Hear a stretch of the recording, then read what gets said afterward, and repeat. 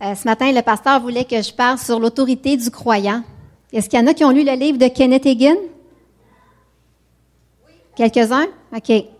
C'est vraiment un livre puissant. Puis je vous encourage aussi, si jamais vous voulez vous le procurer, d'aller voir David. David est en arrière. Si vous voulez le commander, vous devez donner votre nom et c'est 10 $ le payer d'avance. C'est un livre vraiment, en tout cas, on va parler là-dessus, mais vous allez voir, c'est vraiment puissant. J'ai juste prié avant de débuter. Saint-Esprit, je m'appuie sur toi ce matin. Merci pour le privilège que tu me donnes de parler de ta parole, de parler en ton nom. Je me sens vraiment honorée, Seigneur. Je m'appuie sur toi, Saint-Esprit, que tu parles au travers moi, que les gens soient touchés. Merci parce que tu es là. Dans le nom de Jésus. Amen. Donc, avant de... Attendez, juste...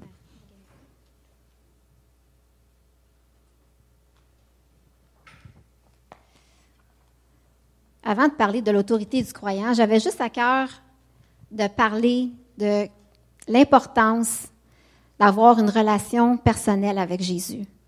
Pour moi, c'est quelque chose de vraiment important. J'en parle souvent, mais c'est parce que c'est vraiment la base de notre vie chrétienne. D'avoir vraiment, passer du temps avec Dieu, de lire votre parole. Parce que, vous savez, on peut prêcher plein de messages, vous pouvez entendre plein de sermons, mais si vous ne connaissez pas la personne qui est le centre de tout ça, ça donne rien. C'est tellement important de pas juste prier, Seigneur, merci, mais passer du temps dans une chambre où, je ne sais pas, chacun on a une façon différente de passer du temps avec Dieu, mais d'être juste comme toute seule avec Dieu, puis de vraiment déverser son cœur devant lui, de l'adorer, de méditer sa parole. Il n'y a pas de raccourci dans la vie chrétienne. Il n'y a pas de « Ah, moi, je vais prier moins, je lirai pas ma parole, puis je vais aller... » Non, c'est vraiment important. Vous savez, vous pouvez connaître Dieu intellectuellement, vous pouvez connaître Dieu avec votre cœur. Puis ça fait vraiment une différence. Parce que c'est comme, je sais que je l'ai déjà dit ça aussi, mais je peux connaître une personne en lisant sa biographie, mais je la connais pas personnellement si je passe pas du temps avec elle. Il y a vraiment une grosse différence entre les deux. Il y a beaucoup de chrétiens qui connaissent Dieu parce qu'ils entendent beaucoup parler de Dieu. Oui, je connais Dieu parce qu'ils viennent à tous les dimanches, ils entendent des sermons, ils écoutent. Vous pouvez même écouter plein de sermons sur Internet. Ça ne fait pas que vous connaissez Dieu. Quand on dit qu'on connaît Dieu, c'est parce qu'on a passé du temps avec lui. On a passé du temps dans sa parole. Puis, quand on est tout seul avec Dieu, avec le Saint-Esprit, c'est comme, il nous révèle des choses, il nous révèle des trésors, il nous révèle sa parole, il nous révèle son amour. Après, c'est dur quand on ne connaît pas une personne de faire confiance à cette personne-là. Tu sais, si, je ne sais pas moi, vous avez une maladie, puis là, moi, je vous dis, écoute, je dirais, mettons, tiens, Joël, je vais le prendre comme exemple, je dirais à Joël, il y a une grave maladie, puis je dis, Joël, je connais quelqu'un, fais-toi-en pas. Il est bien bon, il va te guérir. Mais Joël, il ne connaît pas cette personne-là. Est-ce qu'il va lui faire confiance? Mais c'est pareil pour nous, les chrétiens. Si on veut vraiment que les promesses de Dieu, on soit capable de dire, hey, la promesse, là, je la crois parce que je connais la personne derrière la promesse. Ça fait une différence. Vous me suivez? OK, j'avais vraiment à cœur de dire ça parce que c'est la base de la chrétienté. Il faut passer du temps avec Dieu, il faut étudier la parole. C'est ça la clé. Y en a-t-il qui sont d'accord? Ah, OK. OK, l'autorité du croyant. J'ai une question pour vous. Si je vous dis que Dieu a l'autorité sur toutes choses, qu'il a l'autorité sur la terre, qu'il a l'autorité dans les cieux, qu'il a l'autorité sous la terre, dans les ténèbres, est-ce que vous me croyez? Est-ce que vous avez de la difficulté à croire ça? Ah, c'est spécial, hein? Je méditais là-dessus. Ça, c'est facile pour nous de croire ça. Ça nous prend pas vraiment de la foi. Pour les croyants, c'est sûr que nous, on croit ça. C'est comme, vous n'avez pas besoin de me convaincre que Dieu a toute autorité sur toute chose. Pas besoin de me convaincre du tout. Nous le croyons tous. Mais savez-vous que cette autorité-là nous a été transférée? Et c'est ça qu'on a de la misère à saisir. On a vraiment beaucoup de difficultés à saisir que cette autorité-là nous a été transférée à nous, les croyants. C'est ça qu'on va voir ce matin. Puis, écoutez, c'est vrai, les chrétiens, on accepte trop souvent la défaite. On accepte n'importe quoi, puis je me parle quand je dis ça. Il nous arrive une maladie. Ah ben, le médecin a dit que j'étais malade, je suis malade. Je sais pas, moi, j'ai des problèmes, j'ai une montagne dans ma vie. Écoute, mon frère n'est pas sauvé, ma famille n'est pas sauvée. Puis on apprend à vivre avec des choses qui ne sont pas de Dieu. Ça fait partie de notre vie. Puis c'est comme on vient que on cohabite avec sans s'en occuper. C'est vrai. Vous me regardez tous. Je dois être la seule d'abord à faire ça. Non, c'est vrai. On apprend à vivre avec ça, puis on fait rien avec. Tandis que Dieu nous a donné toute autorité. Nous sommes les filles et les fils du Dieu Tout-Puissant. Savez-vous que c'est pas la job de Dieu de prendre autorité sur les choses dans nos vies? Dieu a tout fait pour nous. Il a envoyé son Fils Jésus mourir sur la croix et tout a été accompli. C'est déjà fait. Tout a été fait. Mais là, nous, on a un rôle à jouer. Dans Luc 10, le verset 19 à 20, ça dit « Voici, je vous ai donné le pouvoir de marcher sur les serpents et les scorpions et sur toute la puissance de l'ennemi. » Toute la puissance de l'ennemi. Et rien ne pourra vous nuire. Juste le verset 19, excuse. Je vais reprendre ça. Alors Dieu nous a donné le pouvoir de marcher sur les serpents et les scorpions. Le problème avec nous, c'est que c'est les scorpions puis les serpents qui nous marchent dessus. C'est vrai. Ça devrait être sous nos pieds. Mais nous, on va continuer. Et rien ne pourra vous nuire. Dans le mot « rien », là, il y a comme pas grand-chose d'autre qui peut décrire le mot « rien ». Rien veut dire « rien ». Alors, rien ne peut vous nuire. Je ne sais pas c'est quoi votre situation ce matin, mais la parole de Dieu dit que rien ne pourra vous nuire. Parce que Dieu vous a donné l'autorité de marcher sur les serpents et les scorpions et sur toute la puissance de l'ennemi. Il n'y a rien qui passe entre ça, là. Il n'y a pas, pas telle sorte de maladie. Ça passe. Non. Sur toute la puissance de l'ennemi. Dites toute. OK. Rien ne pourra me nuire. Hey, en tout cas, moi, si je serais Satan, là. Bon. OK. Non, ben, j'allais dire, si je serais Satan, là, je serais pas trop effrayée, là, honnêtement. Tu sais, on peut connaître ce qu'on possède sans en profiter. C'est vrai. On peut connaître ce qu'on possède, puis on n'en profite pas. Puis, on lit souvent des choses sur l'autorité du croyant, puis je suis sûre que je vous apporte pas quelque chose ici de nouveau, que c'est la première fois, hein, l'autorité du croyant. On l'a tous entendu ça, on le sait parce qu'on lit notre parole, puis tout ça, mais on ne le met pas en pratique. Dans le livre de Kenneth Hagin, puis il raconte cette histoire-là, mais le pasteur l'a déjà raconté, mais ça me touche tellement, cette histoire-là, là. Puis c'est une vraie histoire. Vraiment, ça s'est arrivé parce que ça a même paru dans un journal à Chicago d'un monsieur qui, pendant 20 ans, il marchait dans la rue habillé en guenilles, il mangeait dans les poubelles, il se payait une chambre, je pense qu'il payait 3 $ par mois ou par semaine, je ne me souviens pas. Il vivait une vie misérable. Vraiment, là. Tu sais, c'est comme, je sais pas, là, comment on appelle ça, les gens qui... Un itinérant. Oui, c'est ça, il vivait comme un itinérant. Et un jour, il est mort. Ses voisins, ils l'ont pu revu. Ils s'inquiétaient, donc ils sont allés voir dans sa chambre. Ils l'ont retrouvé mort dans sa chambre. Et savez-vous que l'autopsie a révélé qu'il était mort de faim, Mais ils ont retrouvé autour de sa taille une ceinture de porte-monnaie. Il y avait 23 000 $ dans sa ceinture. On dit « wow », hein? Mais lui, là, il aurait pu manger dans les meilleurs restaurants. Il aurait pu se payer une chambre d'hôtel de luxe. Il aurait pu s'habiller comme Klaus, là, tu sais. Mais il a refusé d'utiliser ce qu'il possédait. Moi, ça me parle aussi beaucoup. Parce que nous, en tant que chrétiens, on a la ceinture autour de la taille. On a toutes les richesses dans notre porte-monnaie. Nous avons l'autorité, nous avons la guérison, nous avons la victoire sur toute situation. Mais on refuse des fois de l'utiliser.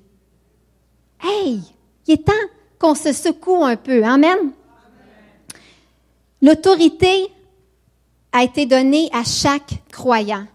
Vous avez accepté Jésus comme Seigneur et Sauveur? Vous avez reçu l'autorité. Tous les croyants l'ont reçu. C'est pas les pasteurs, les leaders, whatever, ceux qui œuvrent dans l'Église qui ont l'autorité. Tout le monde, du plus petit au plus grand, chacun on a reçu l'autorité. Amen.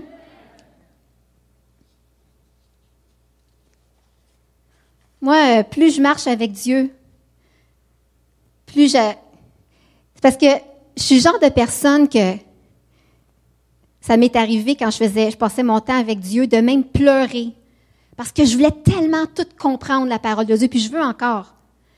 Mais c'est comme, je veux rien manquer. Tu sais, je veux comme pas passer à côté de quelque chose, là. Tu sais, si le train passe, là, moi, là, c'est sûr que je vais être dedans, là. Je veux rien manquer. Il y a quelque chose, je suis gourmande, là. C'est comme, je vais aller chercher qu'est-ce que je peux avoir, je vais y aller. Puis ça me... Un moment donné, j'étais comme dans la présence de Dieu, puis j'étais comme, ah, Seigneur, je veux tellement comprendre tous les mystères du royaume de Dieu, puis tout ça, puis ça me fâchait de pas tout comprendre. Puis plus je marche avec Dieu, plus Dieu me montre qu'il est simple. C'est nous, avec notre intelligence supérieure, qui complique vraiment tout. L'Évangile est pour les enfants. Un enfant peut comprendre le royaume de Dieu. Mais nous, on pense trop. Savez-vous, c'est quoi le secret? Je vais vous révéler quelque chose ce matin qui va changer votre vie. Si c'est écrit dans la parole, c'est vrai. C'est tout. La parole de Dieu, c'est la seule vérité vraie. Vous êtes malade? Qu'est-ce que la parole de Dieu dit? J'ai été guéri. J'ai été guéri. Par les meurtrissures de Jésus, j'ai été guéri. Pourquoi qu'on fait juste pas croire? Pourquoi? Pourquoi est-ce que... Oh, non, pas moi, parce que moi, je peux pas vraiment être guérie parce que c'est générationnel. Tu sais, ma mère, mon arrière-grand-mère, mon arrière-arrière-arrière-grand-mère avait ça. Hey! Come on! Faut croire la parole de Dieu. Ce qu'elle dit, c'est vrai. En tout cas, moi, c'est une révélation pour moi. Ça a été une révélation, sincèrement. Dieu est simple. Il veut que tout le monde comprenne sa parole. Il rendrait pas ça. Oui, il y a des mystères. Parce qu'il faut passer du temps avec Dieu. Puis oui, des fois, quand on passe du temps avec le Saint-Esprit, il nous révèle des choses qu'on n'avait pas compris. C'est en passant du temps avec lui que le Saint-Esprit nous montre des choses. Mais en général, là, ce que je veux dire, c'est que c'est simple, Dieu. Dieu est simple. Amen.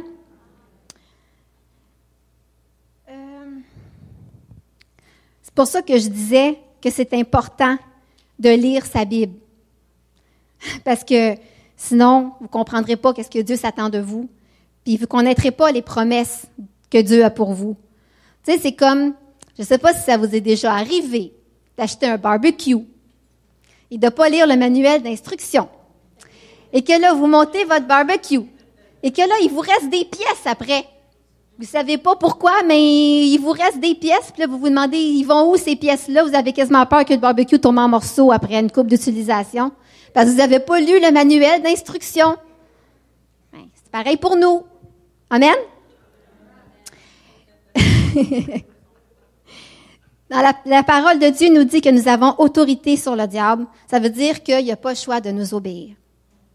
Il y a une histoire dans le livre aussi il raconte que, pour montrer l'autorité, qu'une madame, elle sortait avec son chien pour prendre le train, s'en allait à la gare, puis son petit chien la suivait. Puis là, elle disait à son chien, « Hey, va-t'en à la maison, mon petit, là. Maman s'en va. Allez, oust, va-t'en, va-t'en. » Le chien, que pensez-vous qu'il faisait? Il se frôlait après la cheville de la madame, puis il faisait rien pantoute. Elle lui a dit une couple de fois, « Ah ouais, je sais pas si ça s'appelait Fido, mettons qu'il s'appelait Fido. Fido, va-t'en à la maison, là. Maman s'en va, là. Maman s'en va. » Le chien, il obéissait pas pantoute. Encore une fois, il se frottait après la jambe de la madame. Mais quand le train est arrivé, qu'est-ce que vous pensez qu'elle a fait, la madame? Va-t'en! Le chien, il est parti comme une flèche à la maison. Mais c'est comme ça qu'il faut parler au diable. Si vous avez une situation dans votre vie, une maladie, une montagne, je ne sais pas si vous connaissez votre situation, est-ce que vous allez dire à votre montagne, « Montagne, écoute, montagne, on va se parler, s'il vous plaît, ça fait 2 ans que tu es là. Tu me caches la vue, là. J'aimerais voir l'autre côté. S'il te plaît, regarde, on va faire une affaire avec toi. Je vais te le demander encore une fois, s'il vous plaît. Tu peux-tu t'enlever? Hein? C'est pas comme ça qu'il faut parler. Montagne, dans le nom de Jésus, tu t'enlèves de là. Amen. C'est ça, c'est comme ça qu'il faut parler. Ça, c'est vraiment puissant. Derrière l'autorité du croyant se tient une puissance plus grande que celle de nos ennemis. Quand on parle dans le nom de Jésus, Dieu se tient en arrière de nous pour nous backer. Ah, come on, c'est fort ça, c'est comme dans le nom de Jésus, Satan, tu t'en vas, mais Dieu est en arrière puis il nous back. La puissance, derrière l'autorité du croyant se tient une puissance plus grande que celle de nos ennemis. Nous, on pense des fois que nos ennemis sont comme ça, puis que notre puissance est comme ça. Mais c'est le contraire. L'ennemi est comme ça, petit comme ça, et l'autorité qu'on a, elle n'a pas de limite. Parce que c'est l'autorité qui vient carrément de Dieu. Ça dit dans 1 Jean 4,4, « Celui qui est en nous est plus grand que celui qui est dans le monde. » Dans Éphésiens 1, à partir du verset 17, écoutez, ça, c'est Paul qui fait une lettre à l'église d'Éphèse.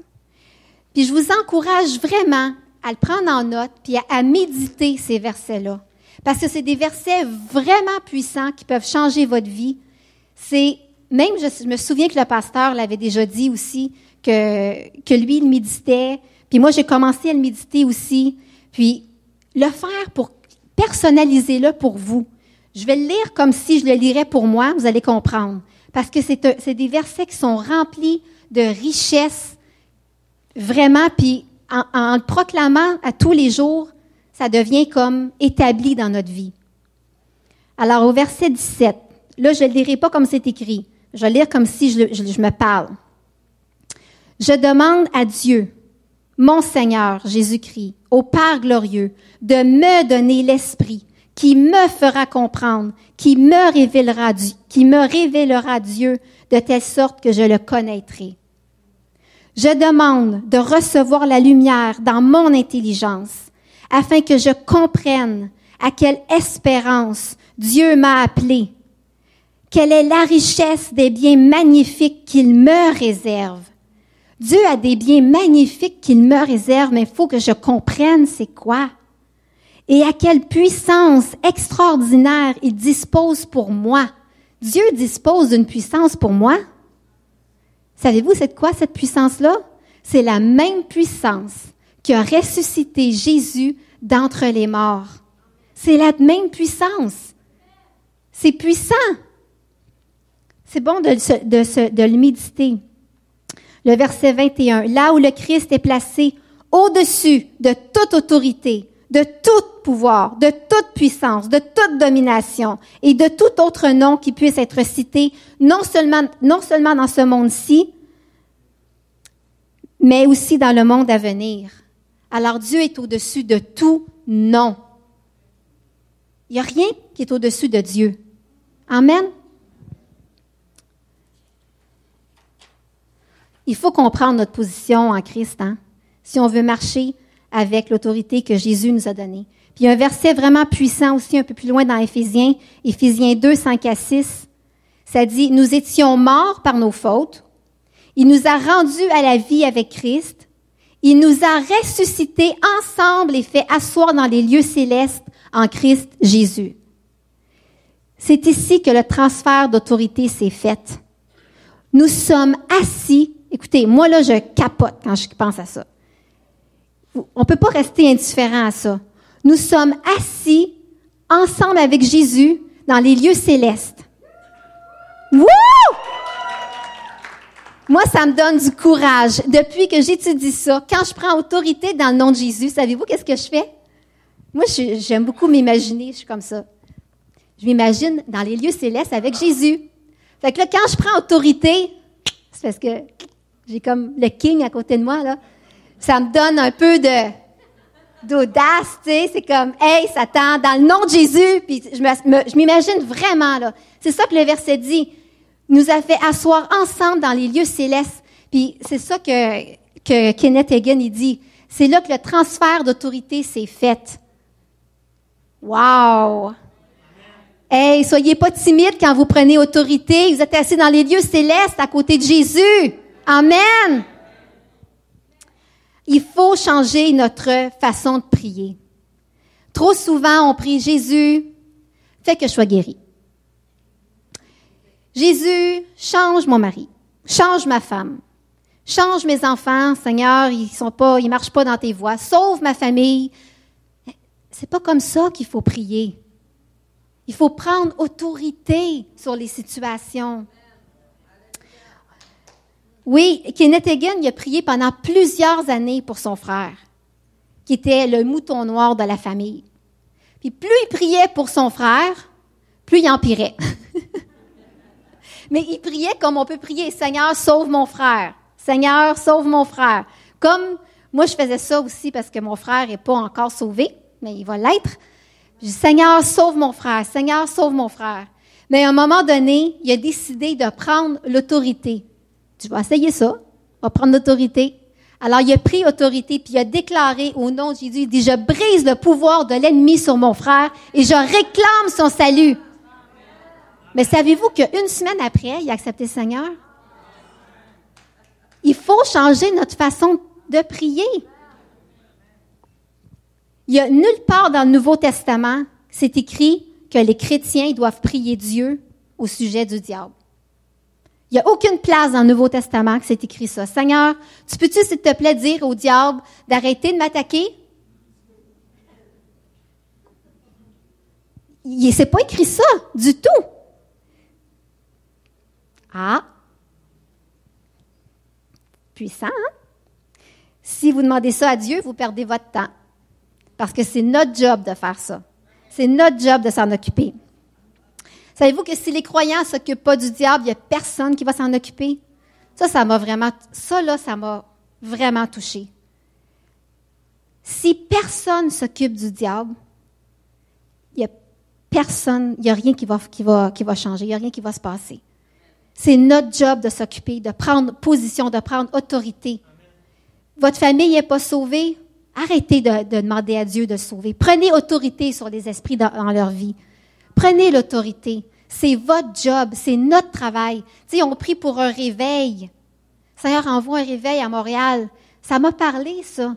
Il n'y en aura pas de réveil. Si les chrétiens, on ne se lève pas, puis on ne prend pas autorité, puis on ne brise pas le pouvoir de l'ennemi sur Montréal, il n'y arrivera rien. C'est à nous de se lever puis de le faire. Il faut changer notre façon de prier. Prenons ce que Dieu nous a donné. Utilisons l'autorité que nous avons reçue. On a une ceinture avec full cash dedans, puis on s'en sert pas, on vit misérablement. Hey, comment c'est vrai? Puis je vous dis ça, puis je m'encourage moi-même. C'est comme on a une sacoche full d'argent, des milliards, puis des milliards. Puis nous, on est là, puis je suis misérable. C'est notre choix. Comme le monsieur de l'histoire qui est mort avec 23 000 $ dans ses poches. Ça, c'est une vraie histoire, mais ça nous ressemble des fois.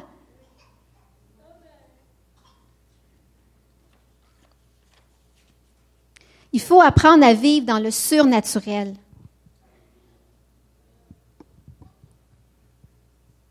Vivre dans le surnaturel, ça ne devrait pas être quelque chose de spectaculaire de voir une guérison. Ça devrait être juste normal. J'ai vraiment apprécié, j'ai écouté le témoignage d'un monsieur qui s'appelle Kevin Denman, qui vient du Texas, je pense. Je ne me souviens pas de la ville, mais c'est pas important. Et son église sont vraiment habitués de vivre dans le surnaturel. Pour eux, des miracles, même un enfant prie pour des guérisons, puis ça se fait, là. C'est normal. C'est leur façon de vivre. Puis peut-être j'ai déjà raconté l'histoire de la petite fille qui avait 8 ou 10 ans, je me souviens pas. Elle va avec sa mère au Walmart, puis elle rencontre une mamie en chaise roulante. La petite fille est audacieuse parce qu'elle connaît Dieu. Elle l'a vu à l'œuvre. Tu sais, on veut témoigner aux gens, mais si on leur montre pas qui est Dieu, c'est bien beau dire Dieu t'aime. OK, Dieu, il y a plein d'autres dieux. Tu sais, il faut commencer à démontrer le royaume de Dieu. Puis ça, c'est notre job à le faire. Il faut qu'on sorte un peu là, les billets de notre portefeuille. La petite fille était avec sa maman au Walmart, puis elle a dit à sa mère, « Maman, je vais aller prier pour la madame. » Sa mère a dit, « Vas-y. » Alors la petite fille est allée. Elle a dit à la mamie, « Est-ce que je peux prier pour vous? » Fait que là, la madame a dit, « OK. » Mais elle a pensé plus tard, tu sais, dans la journée ou une autre fois. Fait qu'elle a commencé à vouloir avancer avec sa chaise roulante. La petite fille a dit, non, elle dit, je veux prier pour vous maintenant. Elle dit, oh, écoute, petite fille, tu sais, je suis paralysée, là, prie, si tu veux, prie. La petite fille a pris dans le nom de Jésus. Je sais pas qu'est-ce qu'elle a dit, là, mais elle a pris autorité. Tu es guérie. Elle a réclamé le royaume de Dieu sur sa vie. Là, elle a dit à la madame, OK, levez-vous. 10 ans, la petite fille. Est-ce parce que faut qu'elle sache de quoi elle parle pour dire ça? Un enfant de 10 ans? Là, la madame a dit, ben non, je peux pas me lever, je suis paralysée. J'ai prié, tu es guérie, vous êtes guérie. La madame, elle s'est levée, puis elle était guérie. Vraiment guérie. Mais c'est ça, vivre dans le surnaturel. Il faut apprendre à faire ça. Des fois, peut-être, ça marchera pas du premier coup. Moi, je l'essaie. Quand on fait on va évangéliser, il y a des jeunes qui ont prié pour des gens en chaise roulante, puis tout ça. Hey! C'est ça qu'il faut commencer à faire. Nous sommes chrétiens. Il faut apporter la solution aux gens qui ne sont pas sauvés. C'est ça qui va les attirer. C'est pas nos beaux discours. Il y en a plein de discours de plein de monde. Eux, ils veulent voir. Ils veulent voir. C'est à nous à leur montrer. Ça dit dans Marc 16, 15 à 18. Le verset 17 plus. Voici les miracles qui accompagneront ceux qui auront cru. Hey! Qui a cru? OK, ça, c'est les miracles qui doivent vous suivre, OK? Qui doivent vous accompagner. En mon nom, ils chasseront les démons. Ils parleront de nouvelles langues. Ils saisiront des serpents. S'ils boivent quelques breuvages mortels, ils ne leur feront point de mal. Ils imposeront les mains aux malades et les malades seront guéris. Ça, c'est les signes qui doivent nous accompagner. Alors, je suis croyant, j'ai des signes qui m'accompagnent. Je peux chasser les démons. C'est le premier signe d'un croyant. Souvent, on pense que chasser des démons, ça prend des pasteurs. Je ne dis pas de commencer à chasser des démons partout, mais nous, en voulant dire, même dans notre propre vie, on peut prendre autorité sur la maladie, c'est le démon. La dépression, ça vient pas de Dieu. Vous comprenez qu'est-ce que je veux dire? Mais c'est des signes qui accompagnent ceux qui ont cru. En mon nom, ils chasseront les démons. Ils imposeront les mains aux malades et les malades seront guéris. Alors ça, il suffit de croire. Est-ce que vous êtes prête juste à croire la parole de Dieu tout simplement comme elle est, sans vous poser 1000 questions, de dire, moi, Dieu ne peut pas m'utiliser parce que, hey, Dieu il a utilisé Paul qui a tué des chrétiens. Dieu il a utilisé Pierre qui savait en plus qu'il était pour le renier 3 fois.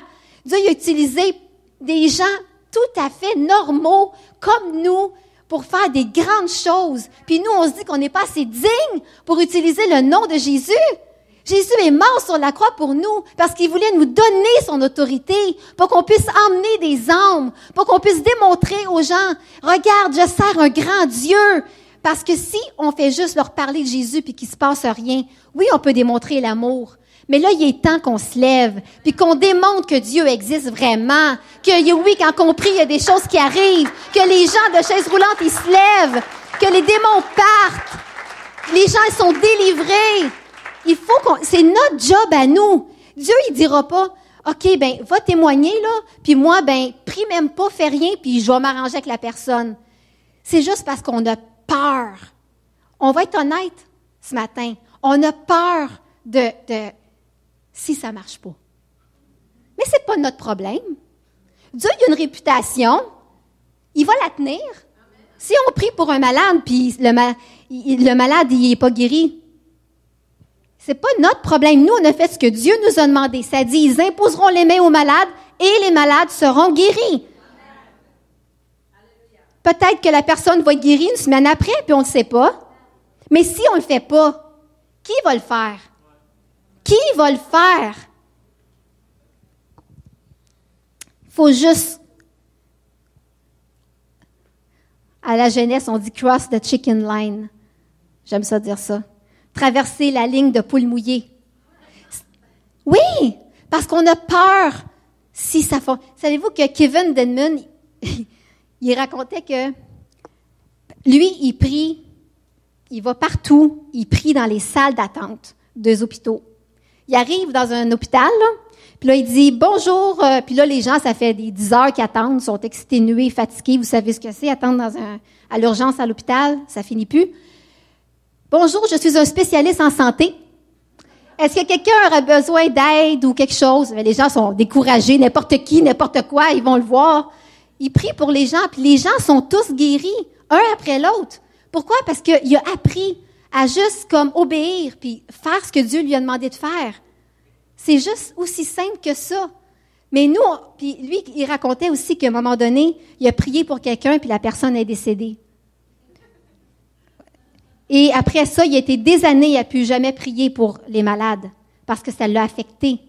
Mais Dieu, il a dit, est-ce que tu as le pouvoir sur la mort? Non. Est-ce que tu as le pouvoir de guérir? Non. Mais fais juste continuer à prier pour les malades. Fais ce que je t'ai demandé. Puis là, il a recommencé à prier pour les malades après. Mais juste pour vous dire que si vous avez déjà prié, vous dites, moi, ça ne marche pas quand je prie. Bien, continue. Continue.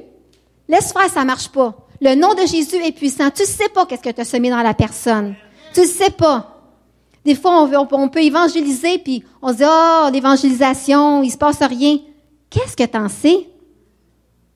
Peut-être que la personne, elle a rencontré un autre chrétien, et après, quand on est allé évangéliser la semaine passée, on a rencontré une jeune fille.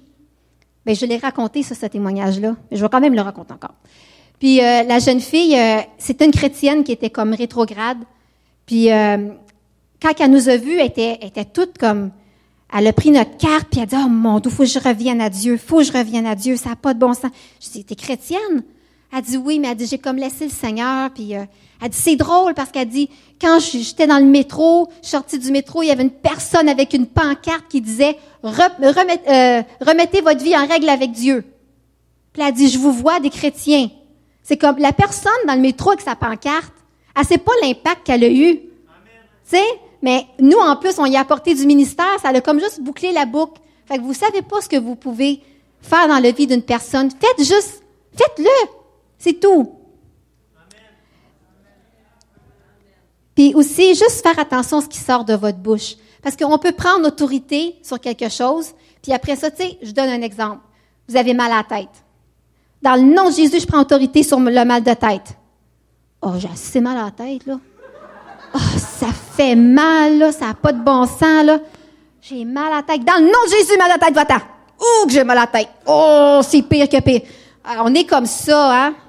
Ou dans nos vies, on peut dire, oh, le mois de novembre s'en vient, je vais avoir une bonne grippe. À chaque mois de novembre, j'ai une bonne grippe.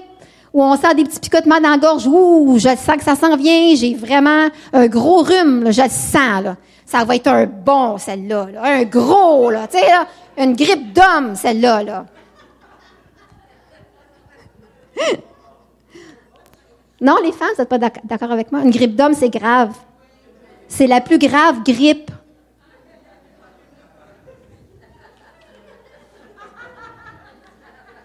C'est scientifique, ce que je dis. Il y a du sirop pour grippe d'homme à la pharmacie.